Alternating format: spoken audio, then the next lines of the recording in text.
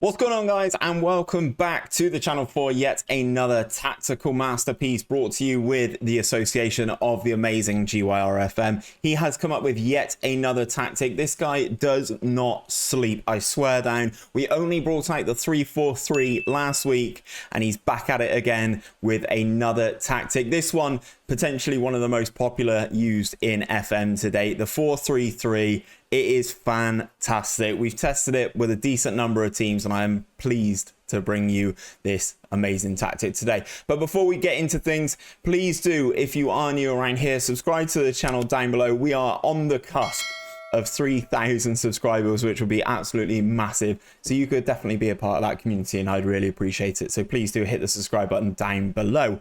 So let's get into things. As I said, we've tested it with a number of teams. Let's start things off with Liverpool.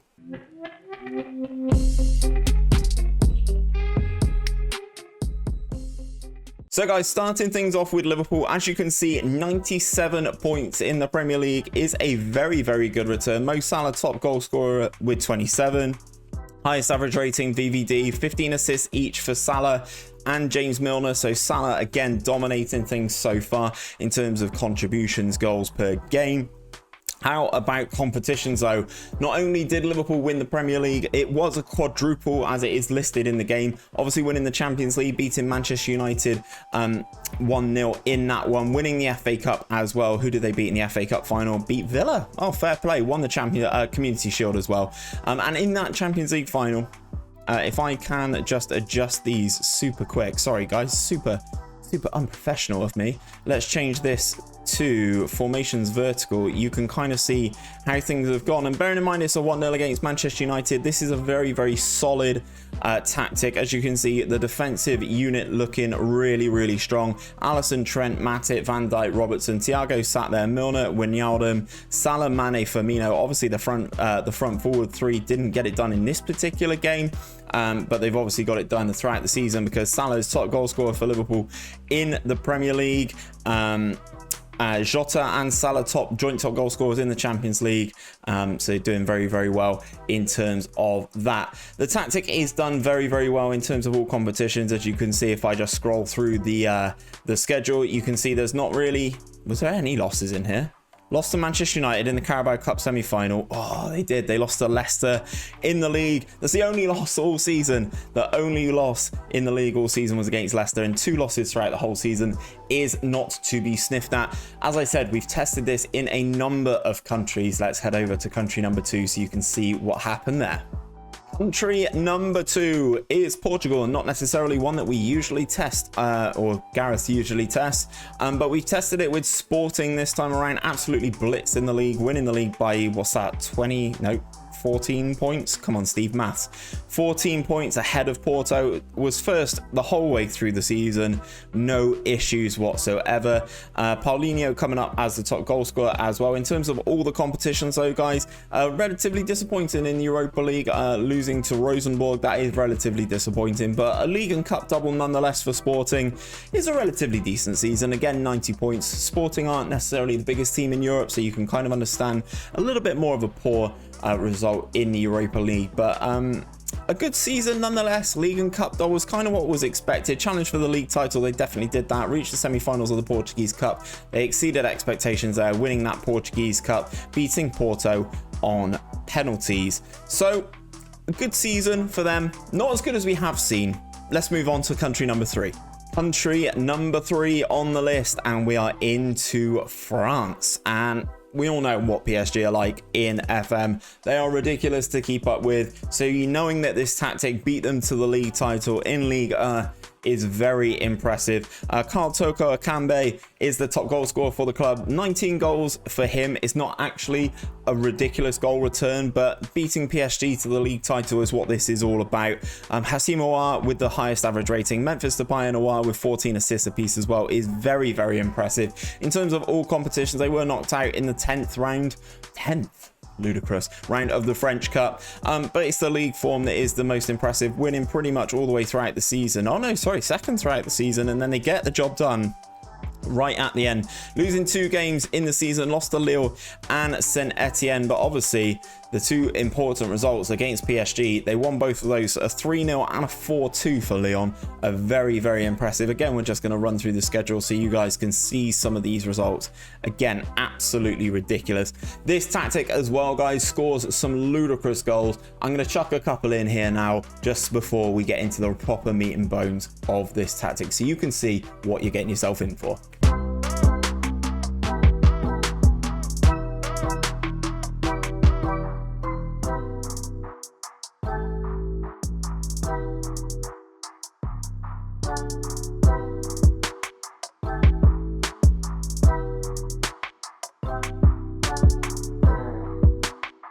So another test, we are in Italy this time, and Lazio are the team selected to do the business. 94 points for Lazio in the Serie A is ridiculous. Teams in Italy are very hard to defeat. I find that in my Glory Hunter save, teams in Italy are very, very difficult to break down, but this tactic has done it.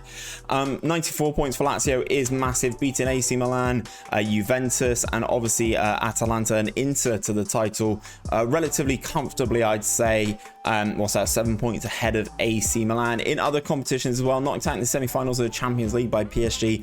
It's not necessarily the location you kind of expect to see them in. Semi-finalists in the Champions League is not where you expect to see Lazio. Knocked out in the quarterfinals of the Italian Cup as well by AC Milan. But the league absolutely smashed it. They're expected to qualify for the European Champions Cup. So yeah, Champions League. In terms of the season preview for them, they're not necessarily the favourite by a long chalk. They were expected to finish fourth, and they did end up dominating the league and winning that one. Now, I showed you some amazing goals in that little intermission clip where he was showing off some of the goals scored by this team. This is the team that this just really fully clicked with. Let's do the test with Dortmund and show you how that got on. Right, now we are in Germany. Borussia Dortmund finished at the top of the league with 84 points, which is impressive. You may say it's not as good as some of the others, but remember the German league has 4 less games in it, so obviously 12 less points available. I think this is a fantastic return. As you can see, Erling Haaland, 55 goals for that absolute monster. If you've not watched my Manchester United rebuild, he is the guy. He is the one. Go and sign him. I know it's going to cost about 100 mil. Just go and sign him. He's an absolute beast. This save, though, in terms of all competitions, not only did they win the Bundesliga, they did a complete clean sweep. One of the goals I showed you in that little intermission was one of the ones in the Champions League final where they beat Juventus 7-3 in the Champions League final. Absolutely ridiculous. Not only did they win the German Super Cup, they won the German Cup, they won the Champions League, and they won that Bundesliga by 21 points over Bayern, which is just ridiculous. Haaland just is a monster in all competitions. 38 in the league, 14 in the Champions League, and 5 in the German Cup. As I said, it's absolutely ridiculous. In terms of the schedule, it's relatively straightforward, guys. You just win with this tactic, don't you? Knocking out Liverpool as well in the Champions League is very tough, and beating Man City on aggregate as well is absolutely ridiculous. This tactic is the one, guys. So let's break it down. We go into the tactics section. I will say there will be a download link in the description for this tactic. It is live now on the FM Scout website. Please do go over and download it if you are on PC. If you are on Xbox or FM Touch, stick around. I'm going to break this down and we can put it into your game exactly as Gareth has made it up. So this is the GYRFM 433 Avalanche, and this is the tactic. So in goal, we have a sweeper keeper. I will say, guys, I'm going to run through these with the additional instructions. You add the additional instructions by hitting this edit button here, and you can tell which ones are the additional instructions because they have the little white cog and the little red circle next to it. So this is a sweeper keeper on defend with the additional instructions of take fewer risks and ease off tackles. So you hit that edit button, you hit ease off tackles, and you hit take fewer risks to add the additional instructions, guys. So then we move up the field into the fullbacks. We've got 2 fullbacks on the left and on the right. They have different instructions, guys. guys, so I'm going to run through them separately.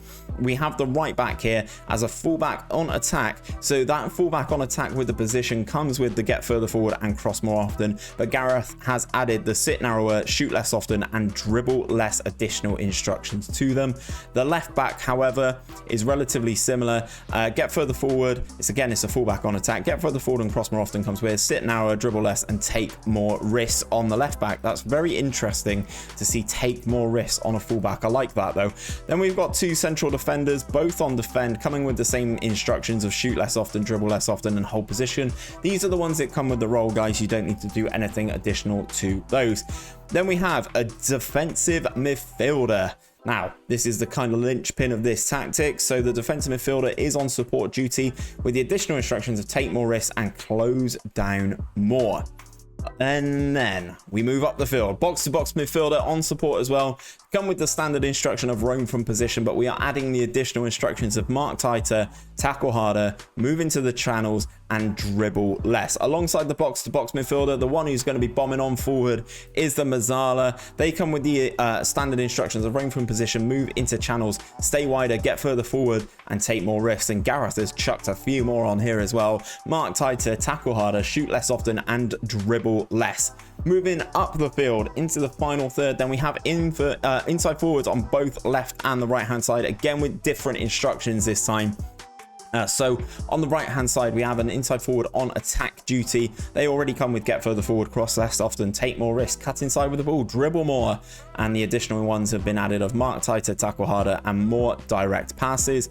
On the left hand side, things are slightly different. Inside forward again, this time on attack support duty, cross less often, take more risk, cut inside with the ball, dribble more, and the additional ones of tackle, mark tighter, tackle harder, get further forward, and cross aim center. Then the one that gets the best out of Erling Haaland, in my opinion, obviously in Gareth's opinion as well, is the advanced forward on attack. Comes with move into channels and get further forward, the additional ones of tackle harder and more direct passes.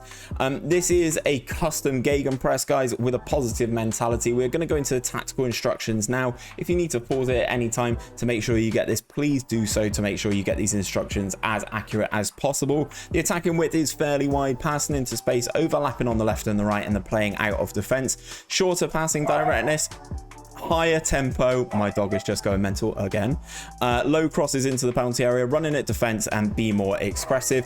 In terms of in transition, guys, this is what we're looking for. Counter press when the possession's been lost, countering when the possession has been won, and taking short kicks in terms of the distribution type. Out of possession, this is what we're going for. A much higher line of engagement, a higher defensive line, standard defensive width, more urgent passing intensity, and prevent short goalkeeper distribution. So guys, that is the tactic. Again, as I mentioned, these tactic videos wouldn't be able to be brought to you without the amazing work of Gareth. His links are down in the description, and there will be a link to his Twitter, his Twitch, and his Discord server. Please do go in there and show him some love. But that is where I'm going to leave things for today, guys. If you have enjoyed this tactic breakdown, this video again brought to you with GYRFM, don't forget to drop a like on it down below. Hit that subscribe button if you are new around here, and ring that bell so you're told each time that the channel uploads a video. But until next time, guys, take care of yourself, and I'll see you on another one very, very soon.